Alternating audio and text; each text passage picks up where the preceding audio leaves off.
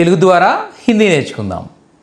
హిందీలో గత స్థితి అంటే మనం గతంలో నిన్న కానీ మొన్న కానీ మనం ఎక్కడున్నాము ఎలా ఉన్నాము అని చెప్పాలనుకున్నప్పుడు ఎలా చెప్పాలి హిందీలో. చూడండి, వీటికి ముందు మనం సహాయక్రియలు అంటే భూతకాలిక సహాయక్రియలు అంటారు, అంటే పాస్ట్ హెల్పింగ్ వర్బ్స్ అనమాట. ఇంగ్లీష్లో వజ్ అండ్ వర్ అంటాం కదా, సేమ్ అలాగే హిందీలో థా, థే, థీ అనే 3 హెల్పింగ్ వర్బ్స్ ఉన్నాయన్నమాట. వీటి గురించి మనం డిస్కస్ చేద్దాం.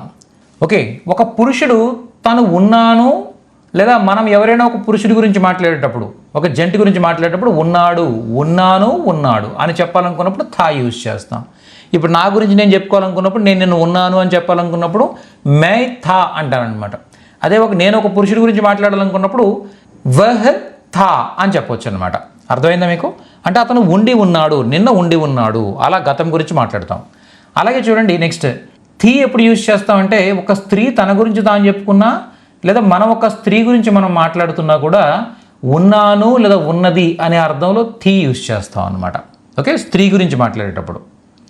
అలాగే ఎక్కువ మంది పురుషులు వాళ్ళ గురించి వాళ్ళు మాట్లాడుకున్నా లేదా మనం ఎక్కువ మంది పురుషుల కోసం మాట్లాడుతున్నా ఉన్నారు, లేదా ఎక్కువ వస్తువుల గురించి మాట్లాడేటప్పుడు ఉన్నవి, లేదా మనం నువ్వు అని చెప్పేటప్పుడు ఉన్నావు అనే అర్థంలో, అలాగే మన గురించి మనం చెప్పుకున్నప్పుడు ఉన్నాము అనే అర్థంలో, వీటన్నిటికీ కూడా థే అనేది యూజ్ చేస్తాం అనమాట.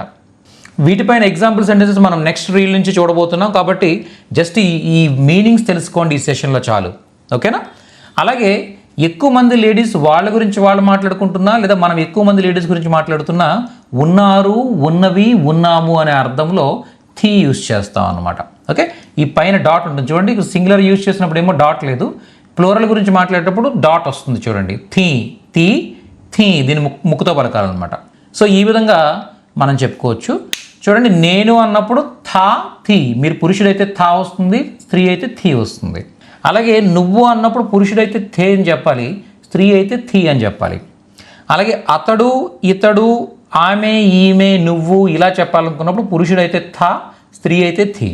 ఓకే, అలాగే వాళ్ళు, వీళ్ళు, తమరు, మేము అని చెప్పేటప్పుడు పురుషులైతే ఎక్కువ మంది పురుషులైతే థే అని యూజ్ చేస్తాం, అది స్త్రీలైతే థీ అని యూజ్ చేస్తాం అనమాట.